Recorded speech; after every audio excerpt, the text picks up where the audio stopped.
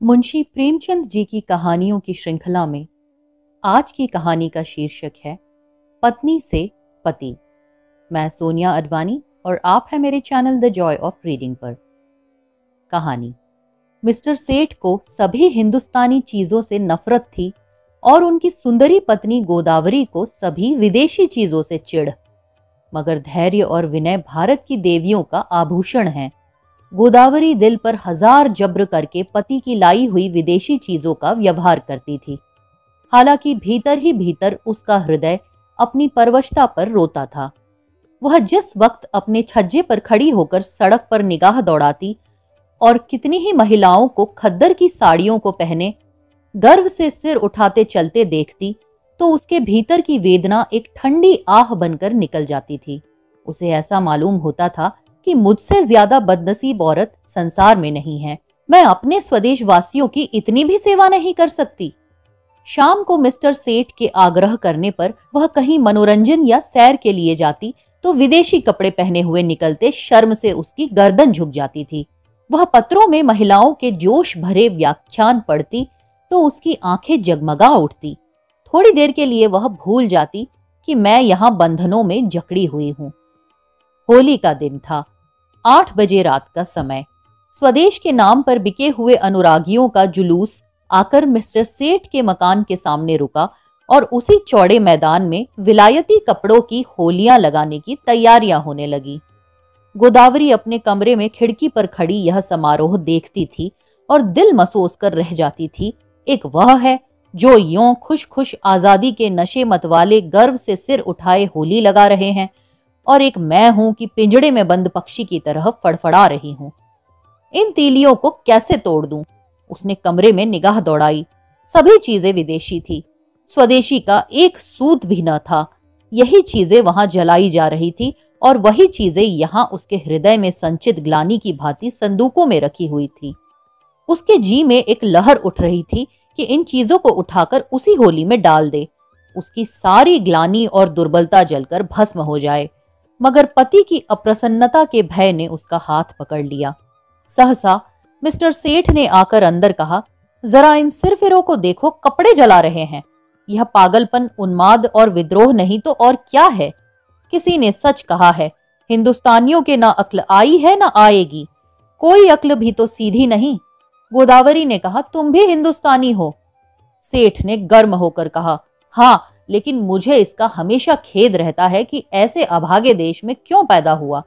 मैं नहीं चाहता कि कोई मुझे हिंदुस्तानी कहे या समझे।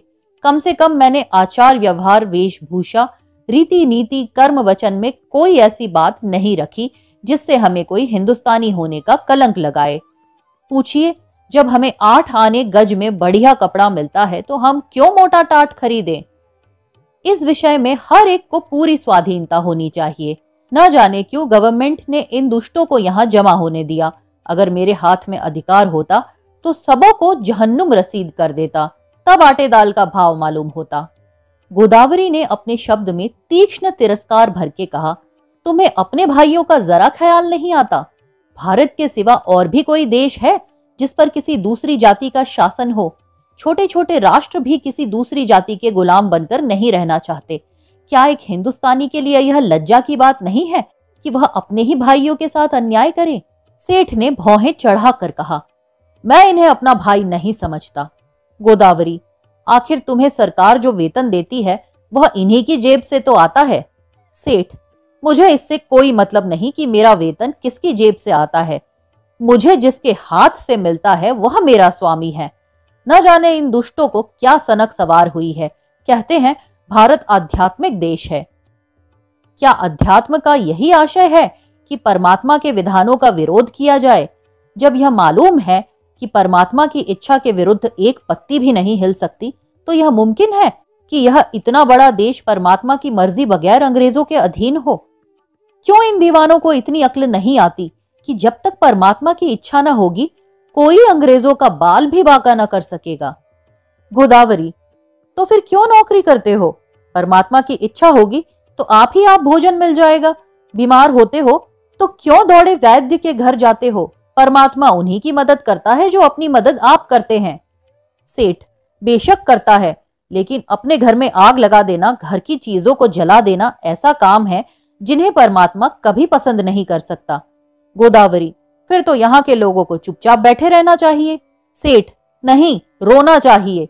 इस तरह रोना चाहिए जैसे बच्चे माता के दूध के लिए रोते हैं। सहसा होली जली, आग की शिखाएं आसमान से बातें करने लगी, मानो स्वाधीनता की देवी अग्नि वस्त्र धारण किए हुए आकाश के देवताओं से गले मिलने जा रही हो। दीनानाथ ने खिड़की बंद कर दी।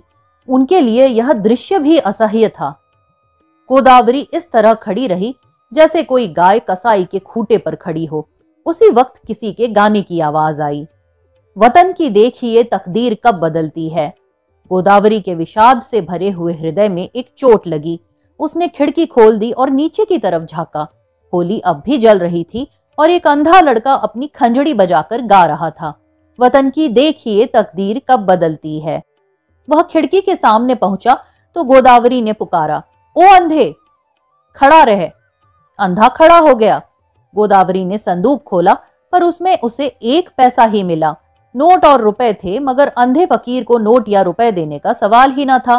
पैसे अगर 2-4 मिल जाते तो इस वक्त वह जरूर दे देती, पर वहां 1 ही पैसा था। वह भी इतना घिसा हुआ था कि कहार बाजार से लौटा लाया था, किसी दुकानदार ने न लिया था। अंधे को वह पैसा देते हुए गोदावरी को शर्म आ रही थी। वह जरा देर तक पैसे को हाथ में लिए संशय में खड़ी रही। तब अंधे को बुलाया और पैसा दे दिया। अंधे ने कहा, माताजी, कुछ खाने को दीजिए, आज दिन भर से कुछ नहीं खाया। गोदावरी, दिन भर मांगता है तब भी तुझे खाने को नहीं मिलता। अंधा, क्या करूं माता, कोई खाने को नहीं देता। गोदावरी, इस पैसे का चवैना लेकर खा ले। अंधा, खा लूंगा माताजी, भगवान आपको खुश रखे, अब यहीं सोता हूं। दूसरे दिन प्रातःकाल कांग्रेस की तरफ से एक आम जलसा हुआ। मिस्टर सेठ ने विलायती टूथ पाउडर विलायती ब्रुश से दांतों पर मला, विलायती साबुन से नहाया, विलायती चाय विलायती प्यालियों में पी, विलायती बिस्कुट विलायती मक्खन के साथ खाया, विलायती दूध पिया। फिर विलायती सूट धारण करके विलायती सिगार मुंह में दबाकर घर से निकले और अपनी मोटरसाइकिल पर बैठ फ्लावर शो देखने चले गए। गोदावरी को रात भर नींद नहीं आई थी। दुराशा और पराजय की कठिन यंत्रणा किसी कोड़े की तरह उसके हृदय पर पड़ रही थी। ऐसा मालूम होता था कि उसके कंठ में कोई कड़वी चीज अटक गई है। मिस्टर सेठ को अपने प्रभाव में लाने की उसने वह सब योजनाएं की जो एक रमणी कर सकती है, पर उस भले आदमी पर उसके सारे हाव भाव, मृदु मुस्कान और वाणी विलास का कोई असर ना हुआ। खुद तो स्वदेशी वस्त्रों के व्यवहार करने पर क्या राजी होते, गोदावरी के लिए एक खद्दर की साड़ी लाने पर भी सहमत ना हुए। यहाँ तक कि गोदावरी ने उनसे कभी कोई चीज न मांगने की कसम खा ली। क्रोध और ग्लानि ने उसकी सद्भावना को इस तरह विकृत कर दिया जैसे कोई मैली वस्तु निर्मल जल को दूषित कर देती है। उसने सोचा, जब यह मेरी इतनी सी बात नहीं मान सकते तो फिर मैं क्या इनके इशारों पर चलूं? क्यों इनकी इच्छाओं की लौंडी बनी रहूं? मैंने इनके हाथ अपनी आत्मा नहीं बेची है। अगर आज ये चोरी या गबन करे तो क्या मैं सजा पाऊंगी? उसकी सजा ये खुद झेलेंगे। उसका अपराध इनके ऊपर होगा। इन्हें अपने कर्म और वचन का अख्तियार है। मुझे अपने कर्म और वचन का अख्तियार है। यह अपनी सरकार की गुलामी करे, अंग्रेजों की चौखट पर नाक रगड़े। मुझे क्या गरज है कि उसमें उनका सहयोग करूं, जिसमें आत्माभिमान नहीं, जिसने अपने को स्वार्थ के हाथों बेच दिया। उसके प्रति अगर मेरे मन में भक्ति ना हो तो मेरा दोष नहीं। यह नौकर है या गुलाम? नौकरी और गुलामी में अंतर है। नौकर कुछ नियमों के अधीन अपना निर्दिष्ट काम करता है। वह नियम स्वामी और सेवक दोनों पर ही लागू होते हैं। स्वामी अगर अपमान करे, अपशब्द कहे, तो नौकर उसको सहन करने के लिए मजबूर नहीं। गुलाम के लिए कोई शर्त नहीं। उसकी दैहिक गुलामी पीछे होती है, मानसिक गुलामी पहले ही हो जाती है। सरकार ने इनसे कब कहा है कि देशी चीजें न खरीदो? सरकारी टिकटों तक पर शब्द लिखे होते हैं, स्वदेशी चीजें खरीदो। इससे विदित है कि सरकार देशी चीजों का निषेध नहीं करती। फिर भी यह महाशय सुरखरू बनने की फिक्र में सरकार से भी 2 अंगुल आगे बढ़ना चाहते हैं। मिस्टर सेठ ने कुछ झेपते हुए कहा, कल फ्लावर शो देखने चलोगी? गोदावरी ने विरक्त मन से कहा, नहीं, बहुत अच्छा तमाशा है। मैं कांग्रेस के जलसे में जा रही हूं। मिस्टर सेठ के ऊपर यदि छत गिर पड़ी होती या उन्होंने बिजली का तार हाथ से पकड़ लिया होता तो भी वह इतने बदहवास ना होते। आंखें फाड़ कर बोले, तुम कांग्रेस के जलसे में जाओगी? हाँ, जरूर जाऊंगी। मैं नहीं चाहता कि तुम वहां जाओ। अगर तुम मेरी परवाह नहीं करते तो मेरा धर्म नहीं कि तुम्हारी हर एक आज्ञा का पालन करूं। मिस्टर सेठ ने आंखों में विष भरकर कहा, नतीजा बुरा होगा। गोदावरी मानो तलवार के सामने छाती खोल कर बोली, इसकी चिंता नहीं, तुम किसी के ईश्वर नहीं हो। मिस्टर सेठ खूब गर्म हो पड़े, धमकियां दी, आखिर मुंह फेर कर लेटे रहे। प्रातःकाल फ्लावर शो जाते समय भी उन्होंने गोदावरी से कुछ न कहा। गोदावरी जिस समय कांग्रेस के जलसे में पहुंची तो कई हजार मर्दों और औरतों का जमाव था। मंत्री ने चंदे की अपील की थी और कुछ लोग चंदा दे रहे थे। गोदावरी उस जगह खड़ी हो गई जहां और स्त्रियां जमा थी और देखने लगी कि लोग क्या देते हैं। अधिकांश लोग 2-2, 4-4 आना ही दे रहे थे। वहां ऐसा धनवान था ही कौन। उसने अपनी जेब टटोली तो 1 रुपया निकला। उसने समझा यह काफी है। इसी इंतजार में थी कि झोली सामने आवे तो उसमें डाल दूं। सहसा वही अंधा लड़का जिसे कि उसने पैसा दिया था न जाने किधर से आ गया और ज्यों ही चंदे की झोली उसके सामने पहुंची उसने उसमें कुछ डाल दिया। सबकी आंखें उसकी तरफ उठ गई। सबको कौतूहल हो रहा था कि अंधे ने क्या दिया, कहीं एक आध पैसा मिल गया होगा। दिन भर गला फाड़ता है तब भी तो उस बेचारे को रोटी नहीं मिलती। अगर यही गाना साज के साथ किसी महफिल में होता तो रुपए बरसते, लेकिन सड़क पर गाने वाले अंधे की कौन परवाह करता है। झोली में पैसा डालकर अंधा वहां से चल दिया और कुछ दूर जाकर गाने लगा, वतन की देखिए तकदीर कब बदलती है। सभापति ने कहा, मित्रों देखिए, यह वह पैसा है जो एक गरीब अंधा लड़का इस झोली में डाल गया है। मेरी आंखों में इस 1 पैसे की कीमत किसी अमीर के 1000 रुपए से कम नहीं।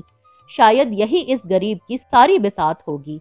जब ऐसे गरीबों की सहानुभूति हमारे साथ है तो मुझे सत्य की विजय में संदेह नहीं मालूम होता। हमारे यहाँ क्यों इतने फकीर दिखाई देते हैं? या तो इसलिए कि समाज में इन्हें कोई काम नहीं मिलता, या दरिद्रता से पैदा हुई बीमारियों के कारण यह अब इस योग्य ही नहीं रह गए कि कुछ काम करे, या भिक्षावृत्ति ने इनमें कोई सामर्थ्य ही नहीं छोड़ी। स्वराज्य के सिवा इन गरीबों का अब उद्धार कौन कर सकता है? देखिए वह गा रहा है, वतन की देखिए तकदीर कब बदलती है। इस पीड़ित हृदय में इतना उत्सर्ग, क्या अब भी कोई संदेह कर सकता है कि हम किसकी आवाज हैं? पैसा ऊपर उठाकर, आप में कौन इस रत्न को खरीद सकता है?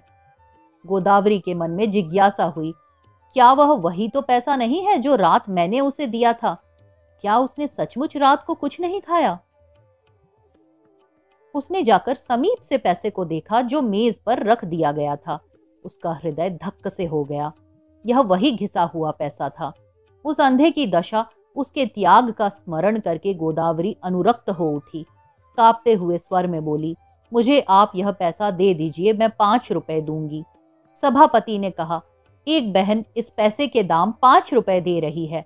दूसरी आवाज आई, 10 रुपए। तीसरी आवाज आई, 20 रुपए। गोदावरी ने इस अंतिम व्यक्ति की ओर देखा। उसके मुख पर आत्माभिमान झलक रहा था, मानो कह रहा हो कि यहाँ कौन है जो मेरी बराबरी कर सके।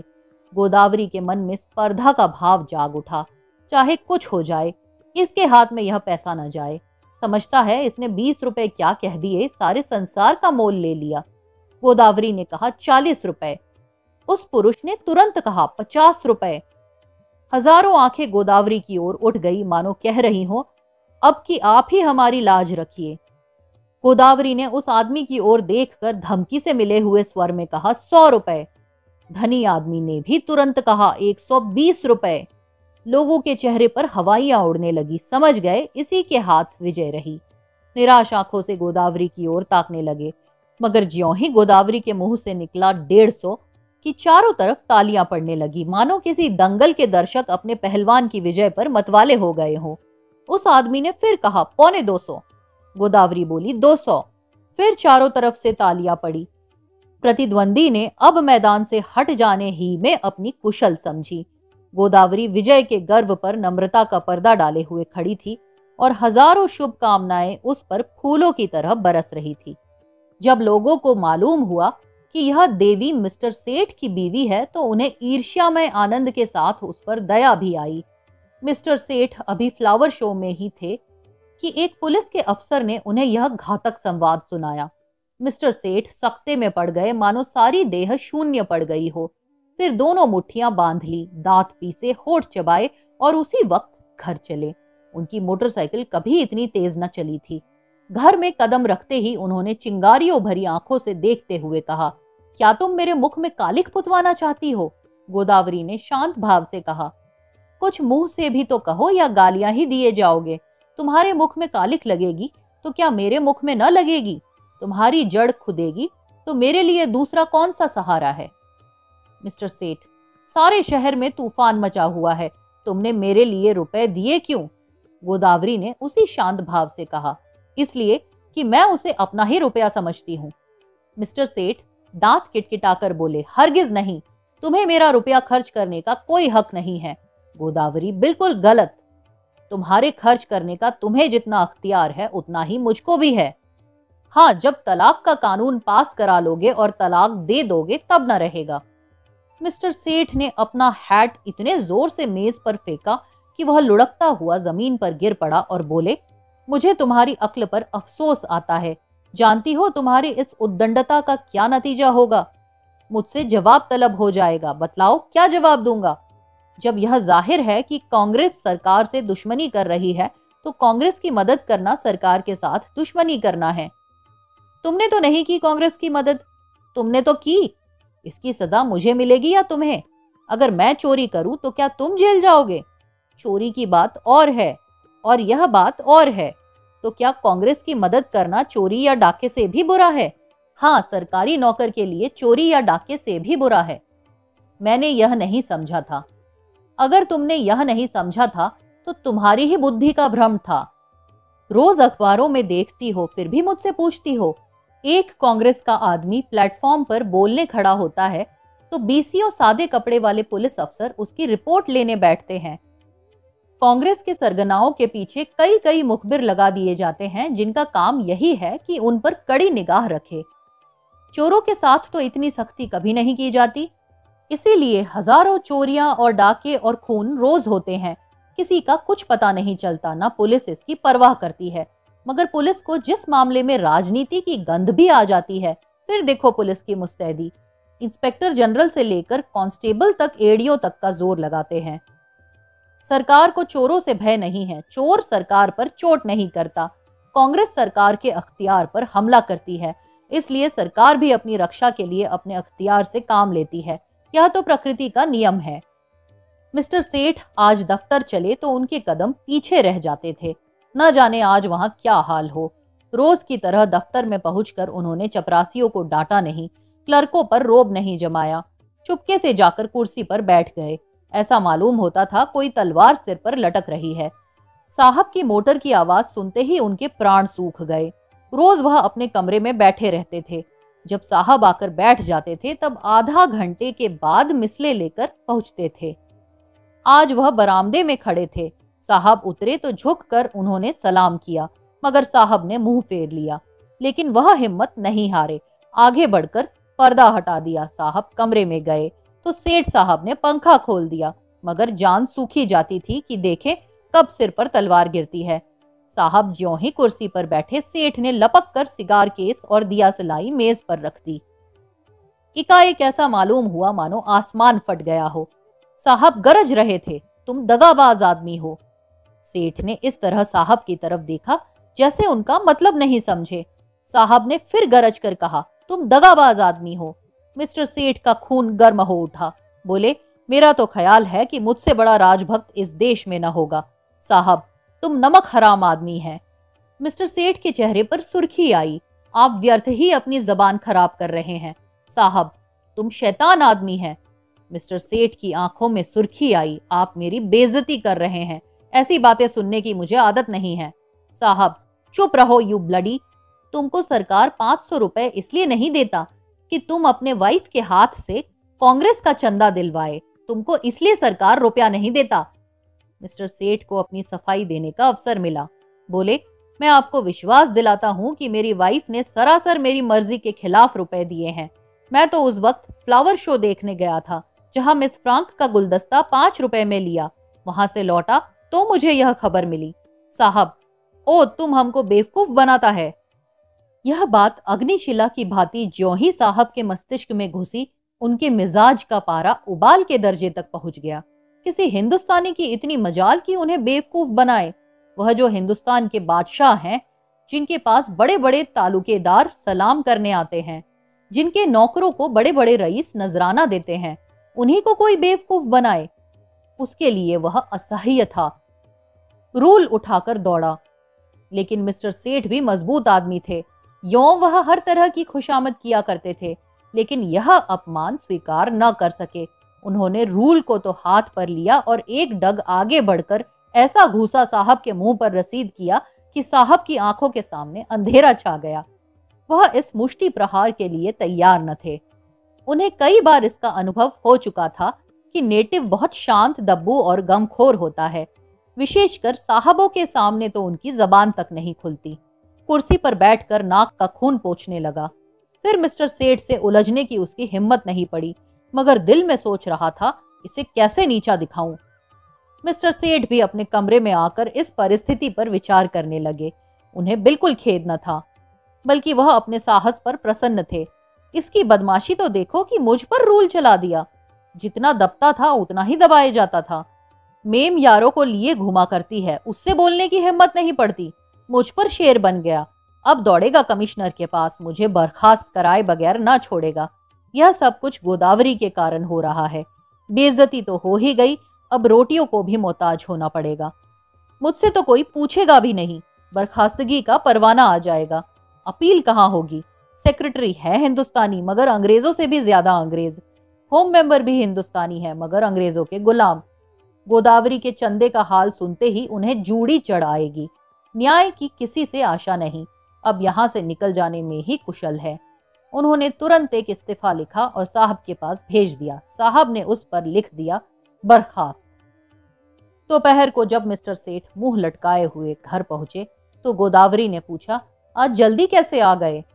मिस्टर सेठ दहकती हुई आंखों से देखकर बोले, जिस बात पर लगी थी वह हो गई। अब रो सिर पर हाथ रख के। गोदावरी, बात क्या हुई? कुछ कहो भी तो। सेठ, बात क्या हुई? उसने आंखें दिखाई, मैंने चाटा जमाया और इस्तीफा देकर चला आया। गोदावरी, इस्तीफा देने की क्या जल्दी थी? सेठ, और क्या सिर के बाल नोचवाता? तुम्हारा यही हाल है तो आज नहीं कल अलग होना ही पड़ता। गोदावरी, खैर जो हुआ अच्छा ही हुआ। आज से तुम भी कांग्रेस में शरीक हो जाओ। सेठ ने होठ चबाकर कहा, लजाओगी तो नहीं, ऊपर से घाव पर नमक छिड़कती हो। गोदावरी, लजाऊं क्यों? मैं तो खुश हूं कि तुम्हारी बेड़ियां कट गई। सेठ, आखिर कुछ सोचा है काम कैसे चलेगा? गोदावरी, सब सोच लिया है, मैं चलाकर दिखा दूंगी। हाँ, मैं जो कुछ कहूं वह तुम किए जाना। अब तक मैं तुम्हारे इशारे पर चलती थी, अब से तुम मेरे इशारे पर चलना। मैं तुमसे किसी बात की शिकायत न करती थी। तुम जो कुछ खिलाते थे खाती थी, जो कुछ पहनाते थे पहनती थी। महल में रखते महल में रहती, झोपड़ी में रखते झोपड़ी में रहती। उसी तरह तुम भी रहना। जो काम करने को कहूं वह करना, फिर देखूं कैसे काम नहीं चलता। बड़प्पन सूट बूट और ठाट बाट में नहीं है। जिसकी आत्मा पवित्र हो वही ऊंचा है। आज तक तुम मेरे पति थे, आज से मैं तुम्हारा पति हूं। सेठ जी उसकी ओर स्नेह की आंखों से देखकर हंस पड़े और कहानी समाप्त हुई। अगर आप भी मेरी ही तरह हिंदी साहित्य के प्रेमी हैं तो मेरे चैनल पर लौटकर जरूर आइएगा। ऐसी ही कहानियां आपके लिए लेकर मैं फिर जल्द लौटूंगी। तब तक विदा दीजिए। नमस्कार।